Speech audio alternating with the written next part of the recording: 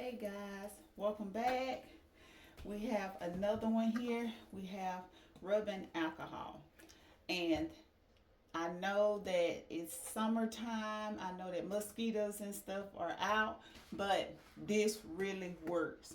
No, never scratch it. Come grab you some alcohol. Was 70%? Take it,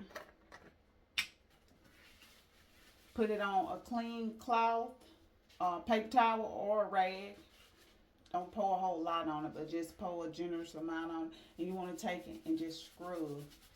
Keep scrubbing. Get deep down in there. Take it and fold it again and go back over that same spot. But get in there. Like take your nails and kind of scrub in there. Just like this. And once you scrub in there, you'll get all that dirt out of it. And you want it to be clean.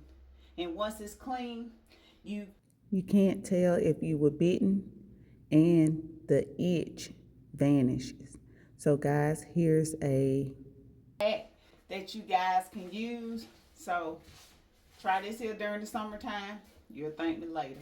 All right, guys. Bye.